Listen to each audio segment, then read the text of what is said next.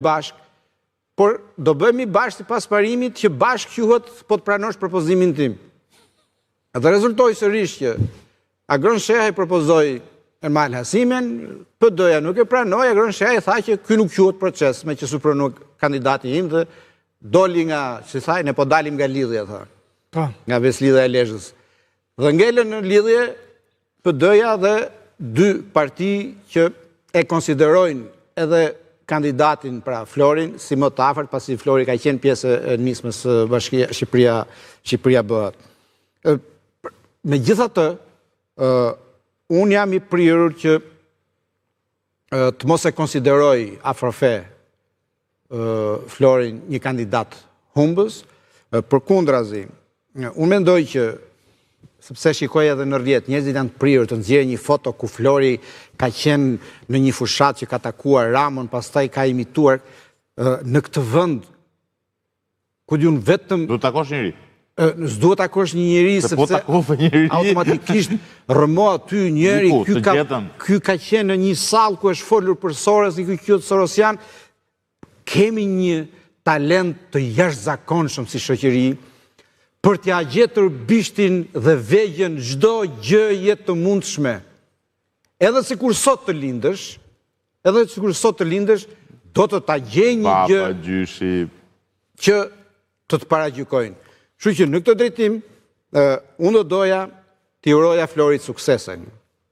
Dhe të shikonim një garë realisht, dinjitoze, politike, por edhe administrative.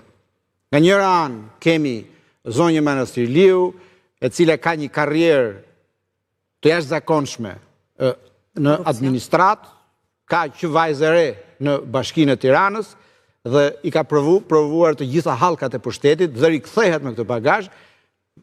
Nga ana tjetër kemi Florin, i cili s'ka asnjë marrëdhënie deri tani me administratën dhe kjo e ka bërë në një farë mënyre të virgjër nga atakimet që mund t'i bëhen për dyshime, korrupsioni e më the të thash, por nëse do të fillojnë ta sulmojnë që një Gallataxhis mund t'jetë kryetar bashkie... Pra duke relativizuar seriozitetin e tij, kjo është pika e dobët, ajo ku do sulmohet? Kjo është pika e dobët, ku do sulmohet. Megjithatë, unë mendoj që njeriu në jetë mund të bëjë çdo lloj profesioni, por kjo nuk do të thotë që... Tek e fundit dhe Zelenski komediani ishte? Po ema mund t'jeshtë edhe një futbollist, më burr. Edhe Reagani. Po. Aktor ishte. Kështu që në këtë kuadër, thash, unë jam i prirur të pres dhe të shikoj një garë. Kemi nevojë për të parë një garë reale. Duhet një garë reale, Rezart? Varet shumë. Nga se? E para punës varet nga angazhimi. Garë reale, garën e bëjnë kundërshtarët. është jo proporcionale, por kjo nuk e bën jo reale garën. Që do të ke një parti shtet e cila do të vërë në funksion të fushatës gjithë instrumentet që ajo ka. Gjithë shka. Në ego e Zotit Rama do kërkoj që të marrë një rezultat më të lartë se që ka marrë i fundi që mori Zoti Velie për Bashkinë Tiranë. Për të treguar që është Partia Socialiste që i mbledh votat dhe jo Zoti Velie. Ego e tij do kërkoj të thyej 175.000 votat e marra nga Velie në 2023. Problemi është që garën është shpirti me cilin kandidati do hyjë në garë. Një e para punës, se është kandidati që do japë tonalitetin garës, dhe dyta është struktura që do të mbështesin atë që është pjesa faktike e fushatës. Do të mbështesin apo do të një mish i huaj në? Kjo është pyetja më e madhe e kësaj para fushate. Sepse ka një problem që është problem praktik.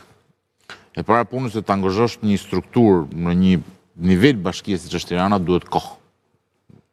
Duhet kohë, duke ditur edhe pastaj në cilën gjendje janë strukturat politike në Tiranë pas zgjedhjeve të 11 majit. Në zgjedhjet e 11 majit kanë prodhuar efekte pozitive dhe negative. Dhe pjesa negative është edhe demoralizimi i strukturës për të vazhduar për të marrë me një pjesë. Do të duhet që ti të motivosh strukturën, që struktura të besojë që ekziston shanse. Përse u arrit tek ky kandidat? Historikisht ka pasur dohon peshat më të rënda politike që kanë kandiduar për Tiranën. Ose ato që në qoftë se citoj një ambasador amerikan që thoshte yjet në ngjitje. Do më lesh të ndaloj në dy momente. Se ti morë rastin e Zelenskut, do marrë rastin e Bebe Grillus. Po. Që nga hiçi krijoi një lëvizje e cila u bë parti që qeveriste Itali. Si komediane nisi, duke bërë mitin që në shesht me një slogan videj dhe filloi, nga komedian u bë udhëheci shpirtëror në një partie që qeverisi Itali. Por ç'a ndodhi? Filloi ai një fushat. Ajo që ndodhi në rastin konkret është partitë politike thanë ne nuk kemi kandidatura, kush vetë shpallet kandidat. Thonë është absurdi më i madh i mundshëm. Kush vetë shpallet kandidat, mund të ishte me shpall kandidat kush do. Praktikisht nuk ka as kriter, nuk ka as gjë, kush do të shpallet kandidat, po dalë dhe po shpallet. Kemi një vend lirë. Kemi një vend lirë pune. Kush do konkurroj për këtë vendin e lirë të punës? Ky është tamam, pse do mentor. Kemi një vend lirë pune, kush do konkurroj për këtë vendin e punës? Edhe konkurrojnë këta që konkuruan dhe pastaj ky që është punëdhënësi përzgjodhi kandidaturën që i duhej. Ky është problemi. Që ti të kandidosh për Tiranë, duhet që ti të kesh një ide se çfarë do bësh për të pikërisht ky. Po nuk ka rëndësi kjo pjesa pse pikërisht ky. Kjo pjesa është e parëndësishme. Sepse ka dy momente. Momenti është doon që në qoftë se ne zotit Bina i urojmë sukses, por në qoftë se humbet fatura i ngelet atij dhe në qoftë se do të kishte sukses, doon është një njeri që thuhet se kontrollohet nga Berisha. Po pati sukses është i Berishës, që ti jemi të qartë këtë pjesa. Në qoftë se ky zotëria fiton, fitoresh e Berishës.